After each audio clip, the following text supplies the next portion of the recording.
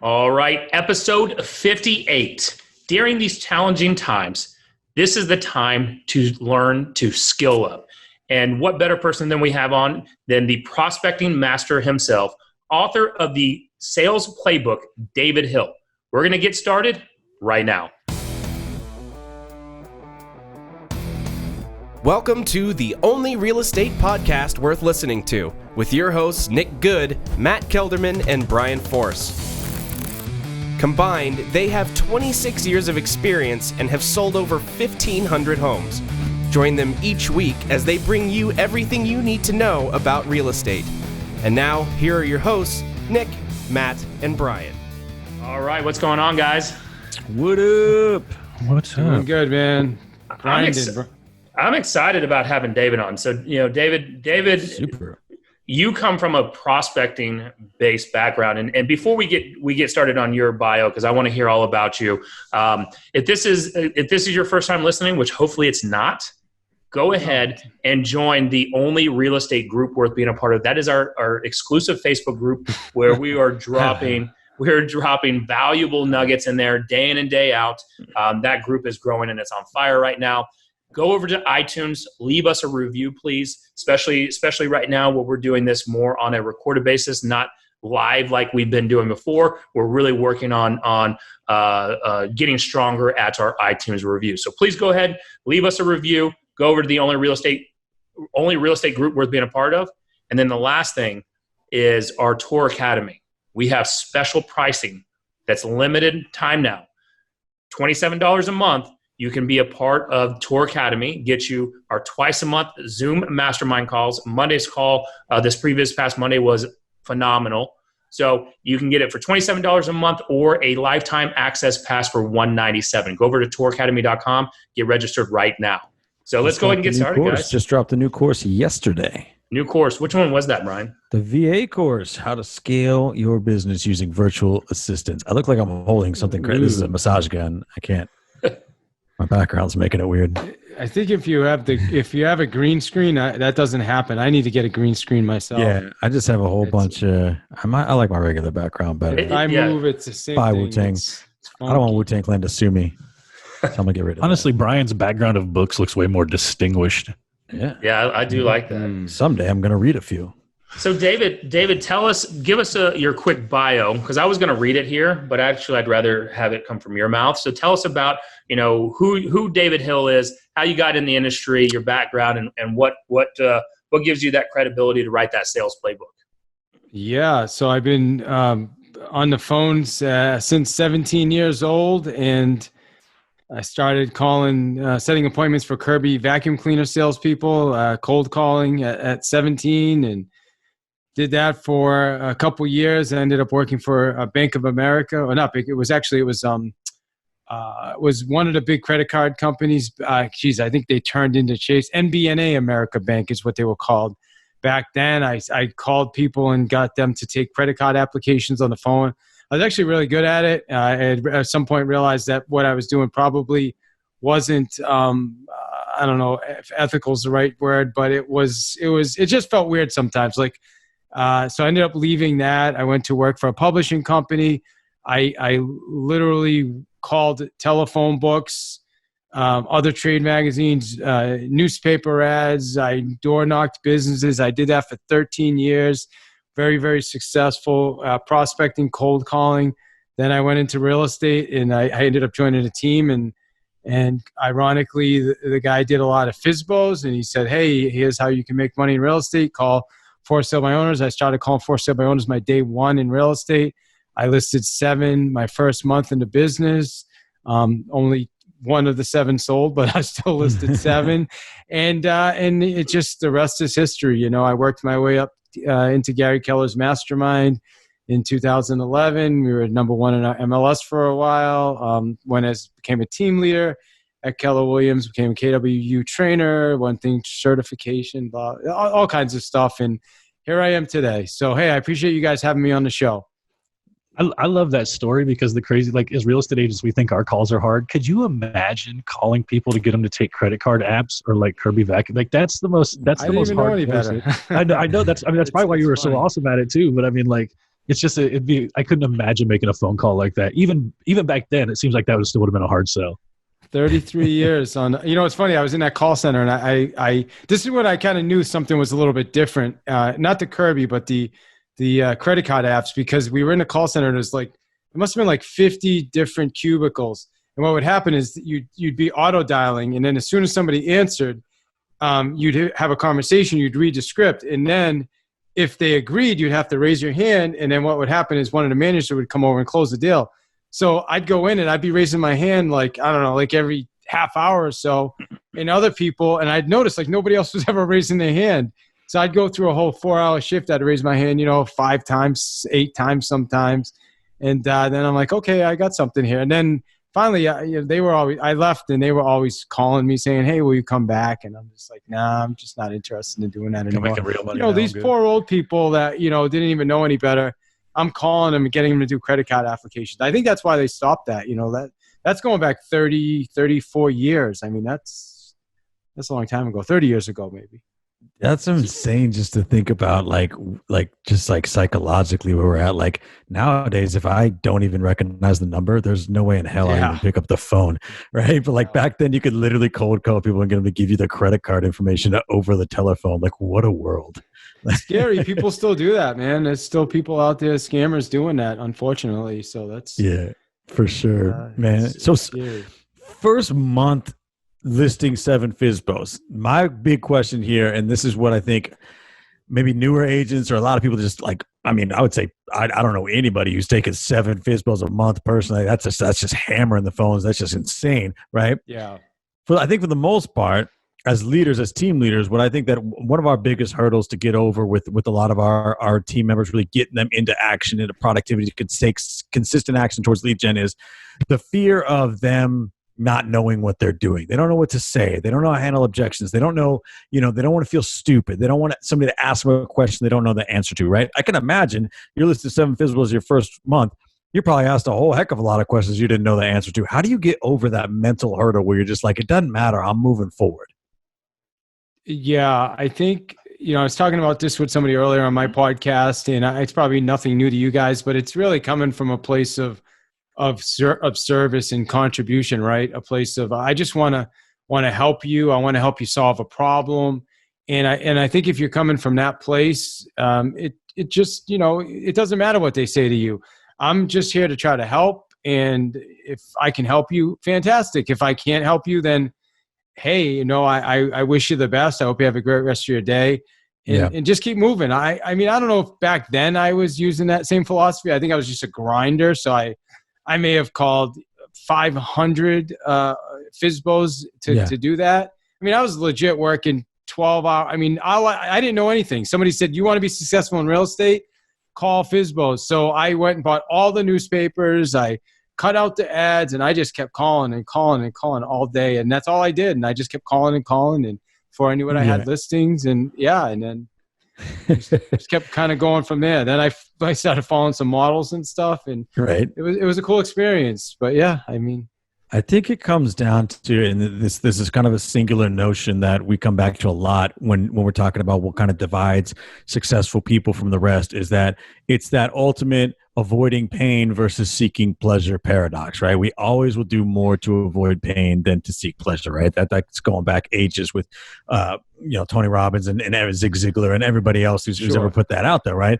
We take our losses so much harder. And if you can get past that, your upside is unlimited. And I imagine that coming from a call center where you're trying to take credit card applications over the phone, your ability to take pain and continue to move forward, like you probably, like your mindset towards what is painful over the phone was probably shifted pretty quickly when you came into real estate, because I can just imagine a lot of us, we have trouble moving forward because we don't like to be told no. We don't like to feel done. We don't like, and those things are painful. And so we don't see the upside of seeking that pleasure, that freedom, that financial freedom, that business, that success, all that type of stuff. We just take our lumps so much harder.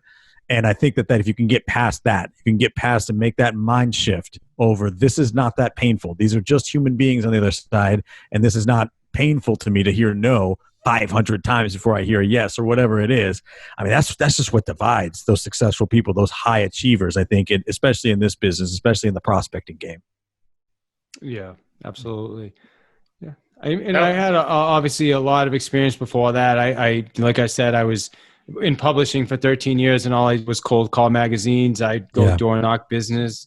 So I come into real estate with a lot of experience and a lot of just conditioned to be able to deal with rejection. So calling FSBOs, all I needed to do was learn the script. Okay, this is the script for FSBOs. Okay, great. Give me the script. And once I learned the script, I wouldn't say it was easy, but it was. It came to me pretty quickly. I mean, again, having that much experience on the phones, I think that helped me a lot. Unfortunately, most people don't have that kind of experience. So when I work with agents, I just kind of get them out there and get them doing it, and just got to keep doing it. And eventually, it'll get easier. You'll get a result. Once you get a result, then you're like, oh wow, this actually works. Then you build a little more confidence. And those are some of the things we talk about in the book. I call it just a big cycle. You start off with just taking action. And if you take action long enough, things are going to start to happen. Yeah, absolutely. And look, in times like now, right, where whether you're a new or veteran agent, and veteran meaning you've been in the business longer than 5 years, but probably didn't go through the recession, right? Mm-hmm. David, you've been in it since 2002. Yeah. So you were just coming in after the .com bust. Right. And then you rode that wave up. How was that ride waving up from 2002 to 2007? I mean, were things still, was it relatively easy, or was it tough during that time? Yeah. I mean, we did well. I remember we would show a house, and like we legitimately would leave the house, and we didn't have like .loop and all that stuff back then. So we'd write the offer on like the hood of the car, have them sign it, and then zip back to the real estate agent's office and get the offer submitted. Because if we didn't, then the next people behind us would get their offer in first. Yeah. So that's how we did business. And ironically, it was similar to what was happening up to a month ago. Right before this coronavirus, the market's been nuts. So inventory really low. Back then, anybody could get a mortgage. I mean, it was kind of a weird time, and I didn't know any better. I had just come into the business, and people were anybody could get all you needed was a heartbeat, and you could apply and get a mortgage. I mean, that was essentially what it took back then. So weird times, but I didn't know any better. I took advantage of it. I did well, and then all of a sudden everything crashed, and I had a change direction really fast, which we did. Let's talk about the crash, right? So there's a lot of people who were not in the 2008 crash, right? And you still being a prospecting base, did you, from 2002 to 2008, did you get away from your prospecting based methods, or were you always a FSBO or for sale by owner and expired guy? Yeah, that's a great question. I still stuck with FSBOs and expireds, and I always have. It's always been a part of my business. Even now, I mean, we still do. The difference was there weren't as many in those times. And so I actually switched my direction, and I started prospecting banks, and I started contacting all the banks, and I ended up with a relationship with Wells Fargo, and we started getting listings from PAS, and then we ended up with Chase Bank. And we were doing BPO. So it's not like I stopped prospecting. I just changed my prospecting direction, if that makes sense. Absolutely. And then in 2010, all of a sudden we were prospecting for short sales. We're like, okay, the REO thing's starting to dry up. So, we were working with coaches that said, this is the next thing. And then next thing you know, I'm teaching short sales at our local board. I'm prospecting. I connected with the home ownership center in my city. They were sending us short sales. Those were some of our best years in the business, as far as volume-wise. Profit-wise, maybe not, but volume-wise, definitely, yes. So as a newer agent or a veteran agent who is maybe sphere related and not used to this prospecting side of the business, right? They're now having, especially this time, they're having to make that pivot. Yes, right. Yes. And they're probably psyching themselves out, right? What we found and what you said is taking action and just doing it over and over and over again to get better. But what else are you, what in your sales playbook, are you still using or advising using the same scripts as you were over the past, 10, 12 years, or are you changing up kind of how the scripting is to modern times? Yeah, that's a great question again. I think Brian kind of alluded to it earlier. There's a new generation, new times, there's new expectations. So the scripts are different. It's more connection based, relationship based. Especially right now. I mean, I'm calling people, and the calls I'm making now, the majority of them is I'm just really planning for future business. I'm filling the pipeline. I'm calling people. I'm checking in on people. How are you doing? Is everything okay? Are you healthy? How's the family? Those are the types of calls we're making right now. Even with expireds, I mean, I'm calling expireds, and the first thing I'm asking is, hey, how you making out with everything happening here? You guys healthy? You guys safe? You know what I mean? Then I'm going to go into the conversation about, okay, I noticed your house came off. Sure. Did you take it off because of this, or was it something else? So, it's interesting because although I teach scripts and I have scripts, and I would tell you that I'm not as scripted anymore because I've internalized so many scripts now that I can just have a conversation with somebody without having to worry about it, if that makes sense. Yeah, and that's huge. I mean, I'm glad you actually went in that direction because, people get, I think they psych themselves up before even making the call, right? They're rejecting themselves before letting someone else reject them. And they look at scripts as more being that robot or authentic. Being authentic, or like a quote unquote telemarketer. Inauthentic is what a lot of people say. Yes, inauthentic. And so, you said it best, is that those scripts are there in the beginning to guide you. Well, right? And I'm going to add, because they were there for a lot of years to guide me. So it took me a lot of years to get to a place of where, it's internalized, but I still, I'm working with a newer guy now, and I gave him the scripts. And when I work with him, I will read the script verbatim so that he can see or hear how it sounds.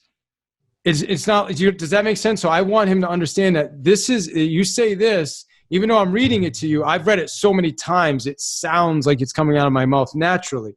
Once you get to that point, then you want to start changing things up and adding things and deviating, right? Once you've listed enough sellers and the objections and you can handle the objections, like you have 3 or 4 handlers for each objections, then go off and stop being creative with it. I think what most of us do, Nick, is we try to be really creative right out of the gate. And we say, you know what, that script doesn't sound like me.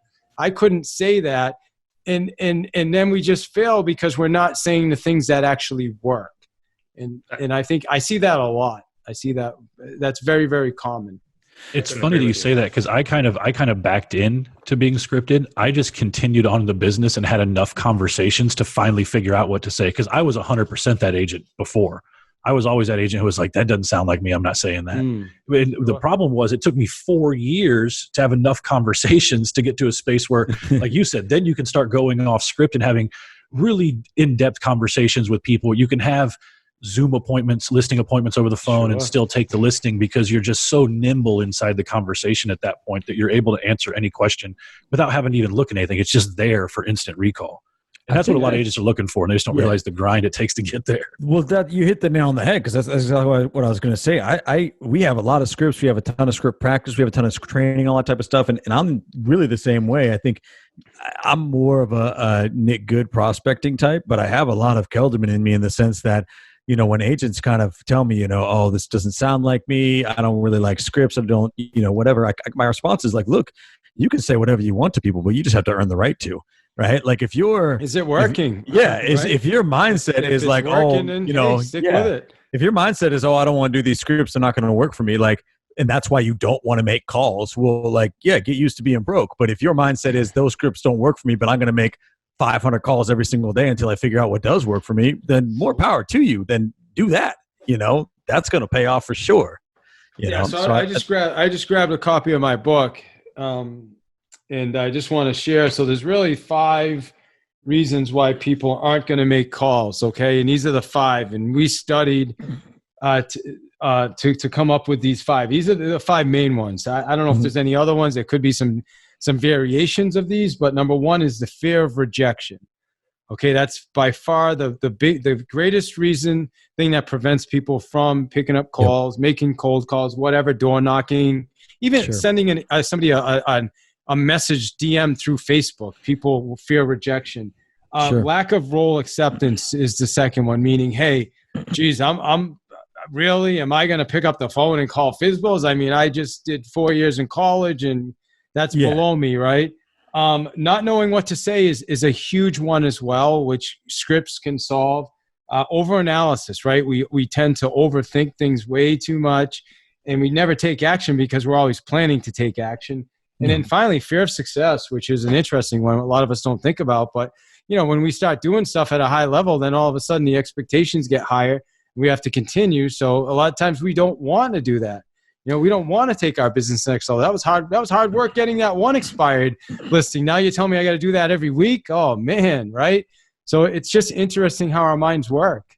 I think that last one is so much more pervasive than people think it is, right? Like we all dream of success and, dream of being multimillionaires and all this type of stuff. The reality is a lot of us have poor financial management skills out of pure deliberate action because we're afraid of things being taken from us, so we don't take action to keep them, right? It's almost like we'd rather bleed ourselves slowly by being financially irresponsible than have a whole bunch of money that we don't know what to do with and somehow someone takes it from us, right? Like I feel like that's the subconscious argument we make to ourselves when we're afraid of success, right? Like I think I know that's when I was younger, I think that was a really big thing for me, especially when I first got into real estate. Like I had no idea how to invest. I had no idea what to do with my money. When I started making money, I immediately started buying things because I wanted things, but the reality is like those buying things never bought me happiness, right? Or brought me happiness. Like having 10 custom suits in my closet doesn't bring me happiness, right? Like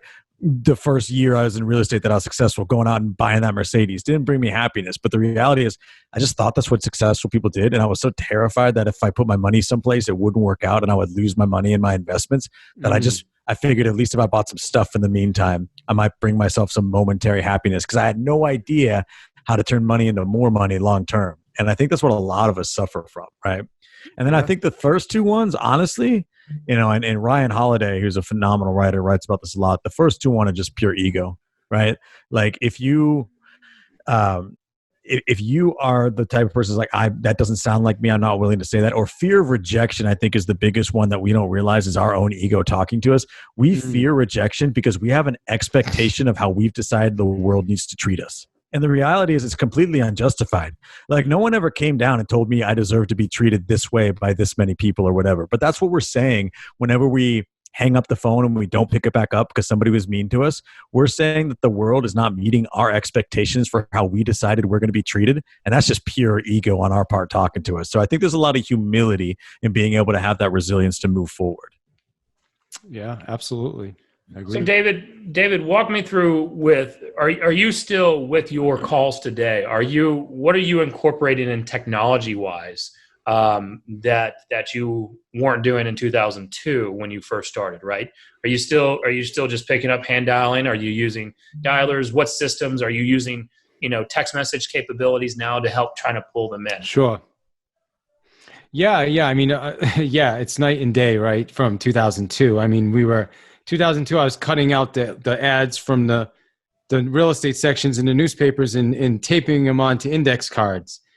Right now, we use Vulcan 7 as our dialer system. And we use. Right now, Zoom. Obviously, everybody's using Zoom videos. Sure. Our CRM we have for follow up. We use Ylope. I mean, we just have a lot of different tools nowadays. And texting is an excellent option. So we use Follow Up Boss as our CRM right now. So we can text right through Follow Up Boss.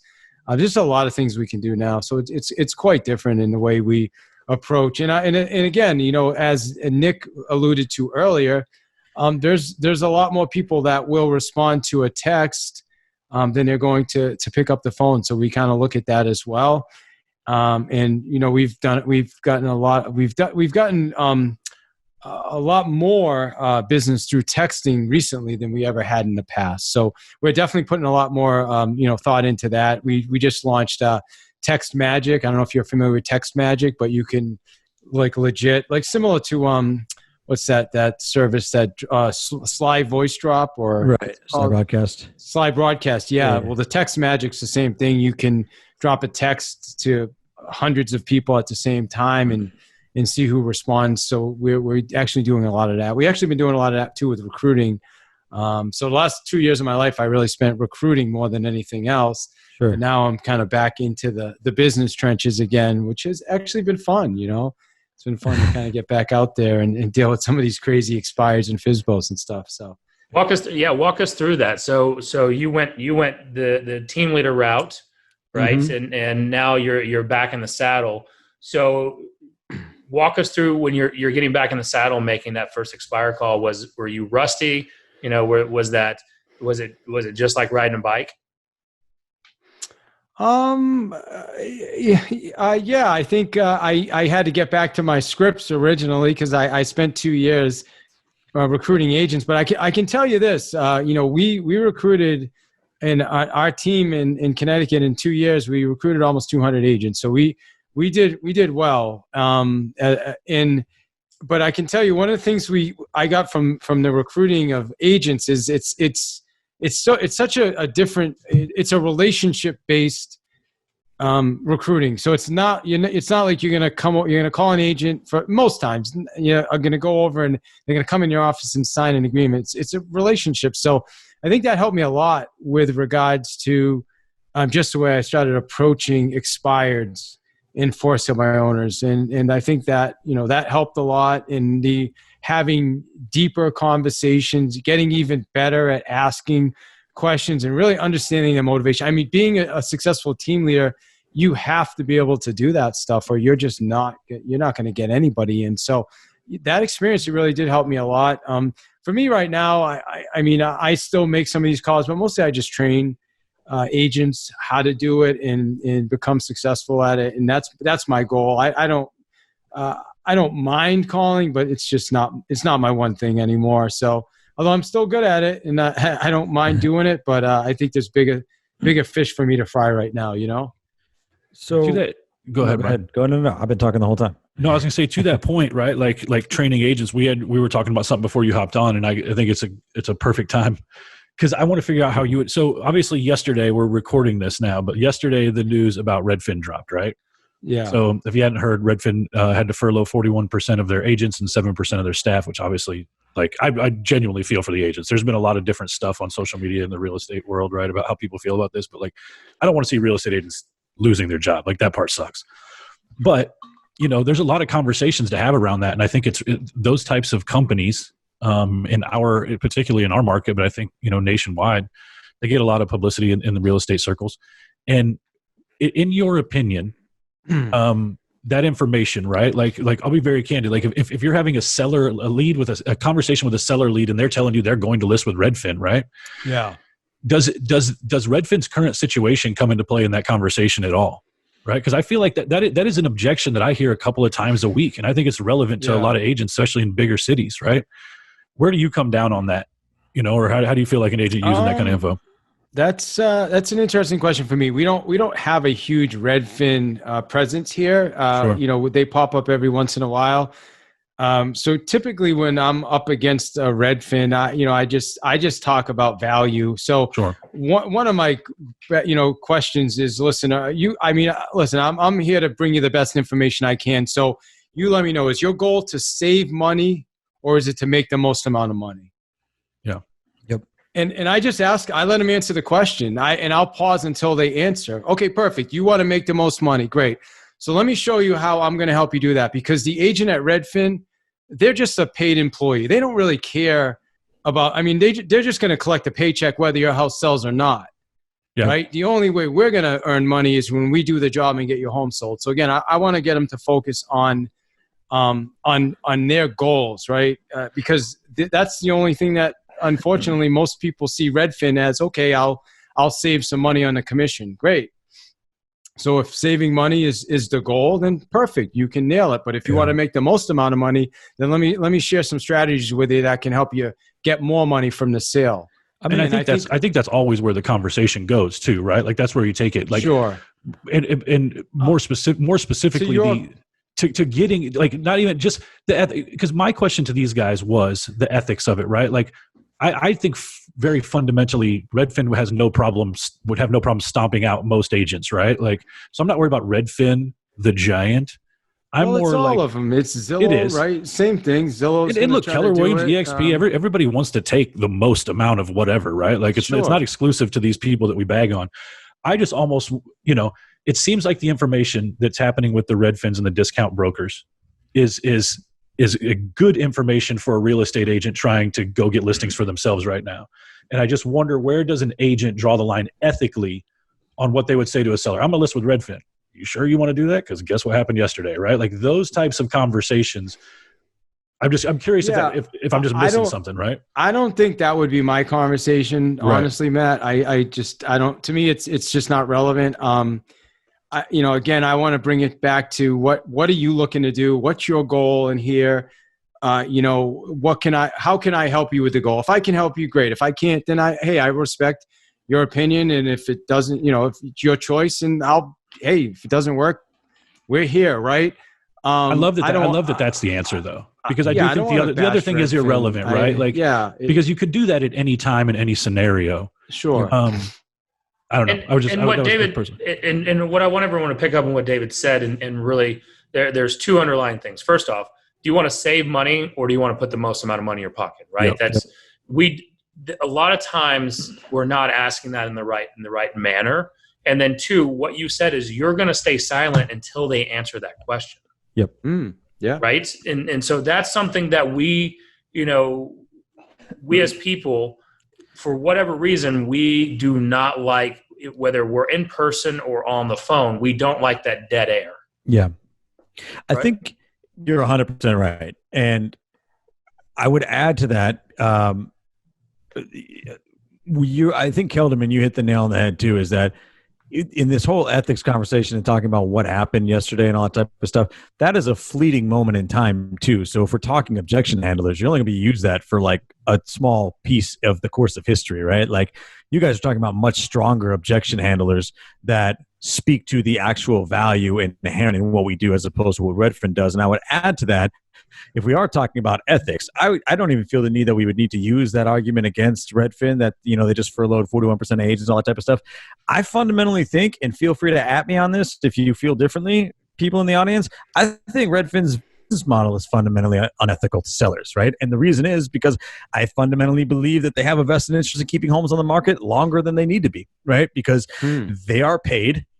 They run they run the second most trafficked real estate website on the face of the earth. They are paid to traffic eyeballs to their listings, right? One of the other ways that their agents make money is on the buy side. So if I take my listing with Redfin, I know that I'm doing it for 1% or whatever, right? Redfin agents also represent buyers. They get a bigger cut on buyer business. So if I use my listings that I'm only doing at 1%, that my revenue, my capital influx from selling that listing is going to be 1% gross, right? But if I keep it on the market and generate enough buyer leads, I can go and get 3% on the buy side, right? Whenever we go sell them houses, I have now created a conflict of interest in which I have a vested interest in convincing you, the seller, to list with me for 1%, where here behind the scenes, I have a vested interest in keeping your home on the market as long as possible as a free billboard, because the worst thing that I can have happen is your house sells before I have the ability to go generate buyer leads off of it and go make 3%, 3 times the revenue on the other side. I think that's fundamentally, somebody tell me that I'm wrong and tell me that the business model doesn't work that way, because from what I can see, their business model is fundamentally unethical anyway. And I don't think that we need to even bring up what happened yesterday. I could just talk to you about their ethics and give you a conversation right there that will last a lifetime as long as they continue to do business that way. So I think there's a few different things as far as the value that we bring that are probably stronger arguments than using a news story. Mic drop. You guys like it when I just make things like super? You guys like it when I just make things super awkward for everybody? You could add Zillow to that conversation as well, right? You could add same thing, right? How many homes on Zillow aren't even available on the MLS? Right. I get calls all the time from people and, hey, I'm interested in this property. Sure. It doesn't even exist. So. How is it that my listings can syndicate to Zillow within 24 hours, but after they sell, it takes 3 weeks for them to go off the site? Yeah. Somebody tell me how that technology works, right? So, Yeah. That's a good point. This is quarantine, Brian. I'm so frustrated being locked inside. I'm just fighting with people now. David, I want to talk about objection handling, because the scripting's great, but we can all just read off of that and kind of mimic it. But when you're getting live rounds fired at you, and people are saying, well, what makes you different than everyone else? Where were you when my house was on the market? I didn't see you showing it. How do you train and teach people to get better at the objection handling side, to be quick on their feet? Because that's not 100% trainable all the time. Sure. Right. Yeah. That I found that I'm sure it's trainable, but I found that personality types excel faster at that. Yeah. So let's talk about objection handling, because we're going to face a lot of it right now, especially with Corona, especially with market, and trying to everyone's asking what our crystal balls are. So let's go down that path. Awesome. Well, first, I don't have a crystal ball, so I don't know if any of you guys do, but I certainly don't. And I tell sellers that's the first thing I say before I deliver information is, you know what, I just want to let you know, first off, I don't have a crystal ball yet. These are the things I pay attention to, and these are the people I listen to. And based on that, this is what they are telling me. So I think you nailed it. It's some people, it's not trainable. You have to have a certain behavioral profile, personality, whatever you want to call it, in order to be good at working with prospecting, with FSBOs and expires. If you don't, it doesn't matter how, I guess there's always the anomaly of somebody that will show up every day and be so outside of their skin, but still do it. But for the most part, most people are gonna, if you're behaviorally not the right fit, which you have to be able to deal with some rejection. You have to be able to deal with people saying no, people being mean to you, people hanging up on you, people saying weird things sometimes, right? You have to be okay with that. And then you can deal with objections.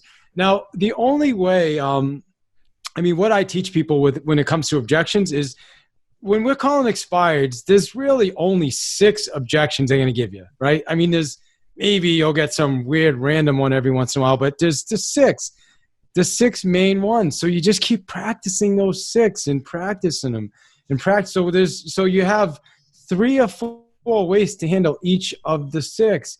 And that just comes with time and practice. And then if you can learn to be present with somebody, again, now being present, that's the magic pill, right? Just because the only way you can be present, if you're not so friggin' worried about what am I going to say next, or what question are they going to ask me, so that, you know what I mean? Because you're in your head. But if you can be present with somebody and have a real conversation, it doesn't even matter what they say. You can just be in. I'm trying to think. I was working with a kid this morning, and what did the lady say to me? It was something around, I'm relisting with my friend. And I said, okay, great. That's awesome. So it sounds like you feel a little, is it because you feel obligated? Because he's like, no, I don't really feel obligated. They had just done a good job, last time around. And so I want to give them another shot. We took it off because of the Corona. And I said, okay, great. I said, I respect that. I at the same time, I did notice the house was on 90 days. So that means it was on for 60 days before the coronavirus started, right? And he was like, yeah. And I'm like, okay, so what happened in that first 60 days? And he was like, well, and then I said, well, listen, I get your obligation, but if you'd be open to it, I'm happy to send you some things we can do. Take a look at it. If that works for you, great. If it doesn't, share it with your agent. And the guy's like, yeah, sure. And I got his email address. And then at the end of the call, he said to me, he goes, let me take a look at this. I'll consider looking at something different. Right. And the kid that was listening to me, his name's Max Cruz. He's like, wow, he could not believe how the way that call turned around. And the reason I'm sharing that is only because I have so much experience. I've made so many calls and I've dealt with so many different objections, and I was just listening to the person. And then because I was listening and I was present, it only made sense to say those things. It wasn't like I needed a script in front of me. It just logically makes sense. Like 2 weeks ago, somebody said to me, because I was on I did a talk for KW, and I was saying how I'm calling people and having conversations now, and somebody's like, "What script are you using?" I said, what's script? Like, what is the script for coronavirus? Right? There's no script for that. It's like, if that's your question, you're missing the point, right? Does that make sense? Absolutely. We've been hammering that exact thing with everybody we talk to. That what do I say right now? I don't know. I love the part that you threw in there when you were talking to that guy, and I feel like it's probably the thing that ultimately ended up winning him over, which is, let me show you what I would do. Even if you don't work with me, tell your other agent, because what I really want to happen is I want you to sell your house for a great price for everybody in the community, not just myself, right? Like, and when you can really start coming from contribution in that kind of way, I think it makes a huge difference to sellers too. Because, all right, fine, don't list with me, but at least let me tell you what I'm going to do, so you can go show your agent what to do, because it's probably better, right? I'm glad that you got. No, you go ahead, Nick. Well, mine's more of a statement, Brian, so you can go. But I think that the main thing to get is David, like, usually, path to mastery and having the sales playbook, but when you really listen to what you're saying and what you're teaching, is the problem that negative, the sales words, or salespeople get a negative spin because we don't listen, and we just try to go in for a close when people are two opposite magnets pushing away from each other, and we're still trying to force it together. Right. But what you did there is you weren't going for a close or even appointments. And that's what we need to realize. And where someone called me a script master and everything else, it's like, no, it's just understanding. And the goal is definitely as an appointment. Secondary is a nurture follow-up, which is that guy getting information. And then the C part of it, is, do I even want to work with this person? Are they truly realistic? And I never want to call them again. And so that's a mindset thing of saying we've got to change our mind of how we're looking at sales, and even the playbook of it. It's not designed just to be a hardcore closer, just run over anybody and everybody, and we're leaving bodies behind us. Yeah. And I'm glad that you spoke to that, because that was going to be my question, sort of what kind of conversations you're having right now to sort of stockpile relationships and bring humility to conversations, right? Humility is free. So I don't know why you're going to be able to, especially in times like this, bring as much of it to your conversations as possible. The reason that I say that, especially that sounds, it's awesome to hear you say that, especially coming from a guy who has been in it since 2002, has gone through the Great Recession, right? And the reason that I say that is because you've seen a downturn before. We look like we may be on the precipice of a downturn right now. It may be everything from coronavirus related to oil war related to a whole bunch of different things, or just the fact that we're at the end of the longest bull run in stock market history, or the S&P history, right? I think we have it embedded in the real estate zeitgeist that we always need to be pushing people to buy and sell, right? And one of the things you'll find out about me, I love what I do for a living. I love this business more than anything in the world. I'm also incredibly cynical about the real estate industry as a whole, and realtors and their skill level and their attention to detail and just their fiduciary service to their clients and things like that. I feel like the majority of at the brokerage level, at the coaching level, at this and at every level, we're constantly pushing to handle objections, right? When the reality is we don't always need to be doing that. I had a listing agent, or one of our listing agents, call me this morning, and we have a listing nearby that was going to go on the market, and the seller, she called me. She's like, well, the seller is saying that she doesn't really want people around her mom right now. She's 84 years old. What should I do? I said, what does her 84-year-old mom want to do? Ask her. Like, I'm not good. Like, the one thing that Matt and I have been hammering into the team right now is do not give medical advice to people, and get out of the way of trying to just push people through this and handle their objections to get their homes on the market. Like right now, I guess my question would be is, what are you doing right now to sort of prepare for whatever shift may be upcoming? Because what I'm seeing right now, and I think you touched on it earlier, right? We talked about the housing crisis before and how successful from a prospecting standpoint leading up to the recession, and just, I mean, you could go get a loan with no docs, no credit, no nothing, and it was crazy. And at the time, you didn't know any better. Nobody knew any better. Millions of people out there knew no better. But at this point now that we're at in 2020, My fear, and this is where my cynicism comes in, my fear about the real estate market right now is that if I ask 99% of realtors out there right now to explain to me, whether give me the 30-second version, the 5-minute version, or the 3-hour version, how the mortgage crisis happened and how the housing market collapsed in early 2007, they wouldn't be able to explain it. They wouldn't be able. They would just no. If their life depended on it, they wouldn't be able to explain it to me, right? And I think the reason for that is that when the past is the past, we don't really kind of care about it in real estate. All we're thinking about is how to continue to get people to buy and sell houses, right? And my fear is that going into this, we are thinking way too much about how to keep the industry moving forward, how to handle these objections, rather than seeing new opportunities, rather than bringing some humility to our jobs and just letting people be afraid of some certain things, not trying to handle every single objection.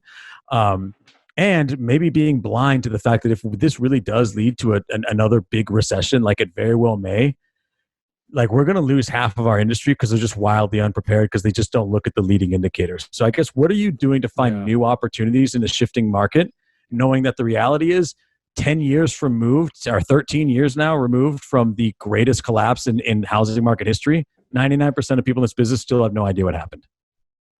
Yeah. Yeah. Well, I think a lot of people weren't around, this industry's always kind of recycling anyway. So I think there's probably a lot of people that weren't even in the business for sure. then. I would say for us right now, it's a lot of, again, I don't have the crystal ball, but I think we're going to see once they kind of open up the doors and say, okay, everybody can kind of start going outside again, living your life with face masks and everything else that's going to be in common practice for a while, and sterilized gloves and all. I think you'll start to see more houses come back on the market, and I feel like there's going to be a rush. But then I think what's going to happen is inventory is going to start to pile up a bit because the inventory is the slowest it's ever been. Sure. And then all this stuff that's happening now is probably going to start to affect us 6 months out or so. What are we doing is we're focusing on right now. I'm focusing on right now, finding vacant homes. I think vacant homes are amazing. If anybody has a vacant home, it's a perfect time to sell. And then, like you said, I mean, there's some people, if they're senior or if they have elderly parents, and obviously I don't want to push them to do anything that they don't feel comfortable doing. So I think it's every case. We've been doing wholesaling, but even wholesaling right now is challenging because investors don't want to pull the trigger. Stressed out, properties with tenants. It's an odd time. So I think we're all together trying to figure this out. I certainly don't have the answers, but what I know is if you can find vacant listings right now, it's gold, dude. There's still buyers out there. I mean, we're still getting multiple offer situations, I'm also starting to prospect banks again. I think that makes sense. See if we can get back in with the REOs. I haven't had a relationship with Wells Fargo in over 10 years now, but I'd love to kind of get that relationship going again. So those are the types of things I'm looking at right now. Well, I mean, that's beautiful. That's actually the type of detail I was looking for. Getting back into the REO prospecting game and stuff like that. I mean, I don't have a crystal ball either. I will say that it has been very eye-opening to me that a lot of major corporations that employ a ton of people have been able to keep moving forward while basically more or less without a physical footprint right now because everybody's working virtually, right? And downsizing and furloughing a lot of people. I think that we're going to wake up to a new landscape, and you're going to see major corporations with a smaller physical footprint and less people that they need to fill that physical footprint.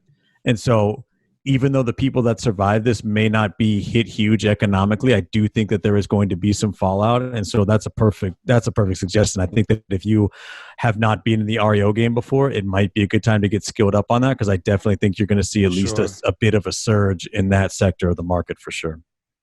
It just stays consistent with what we've been saying for a couple of weeks too. And David said it in the last 2 recessions he's faced. He just skated where the puck was. Sure. Figure what's going to come from this? I'm going to go there. So. Yeah. I think it's the Amazon model too. You have to be efficient. You have to be able to do more with less, and it has to work, right? So maybe your net is not going to be as high, but you make up for it with scale or with volume, right? Volume, for sure. That's actually why Redfin has been working to an extent, right? Sure. But now it's not because of the the change in the economy. So yeah, I think you got to figure that out, because the reality is the industry itself is being affected.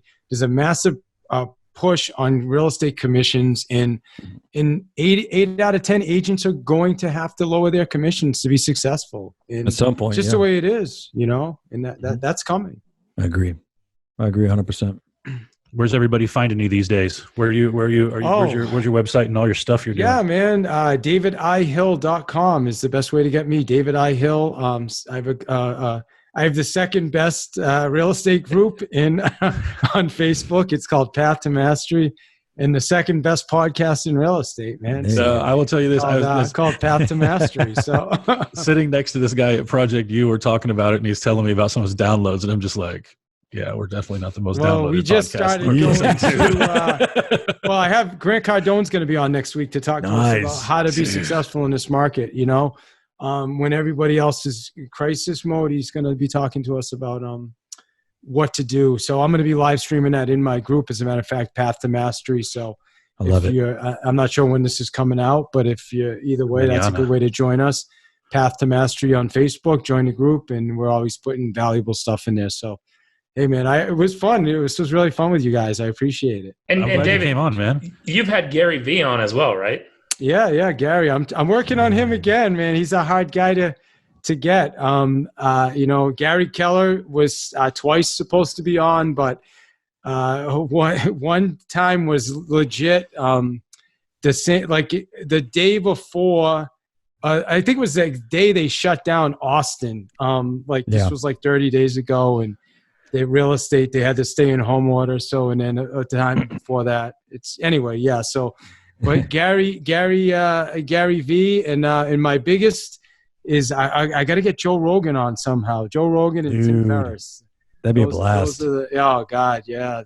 I'm a huge UFC guy, so that'd be a good one. We're on a quest to get Sirhan. Like that's what Ryan, we just So I had Ryan a while ago. Ryan's a good dude. Yeah, you should really get him, because he's got products. He's out there selling products to real estate agents. So we're working our way up. Hook us up. Yeah, hook us up. But I will say, like, how you got Gary V is kind of similar to your prospecting methods, wasn't it? You were 100%. So, I mean, you're running your podcast, your Path to Mastery podcast, kind of similar to how you're running your real estate business. 100%. Yeah, if you listen to episode 113, it's how I got Gary V on the show. So, yeah. Love it. Thank you. Yeah, man. Awesome. We're gonna tag all this stuff in the post to drive people back to it, because I haven't heard the episode of how you got Gary on the show, and now I want to find out. That's hands down one. I love that episode. I love that one and the Gary V one. So I've been listening to your podcast for a long time now. So I appreciate that. Thank you. I've listened to a lot of episodes, and you guys too. You guys do a great job, and just appreciate you guys bringing value to the industry.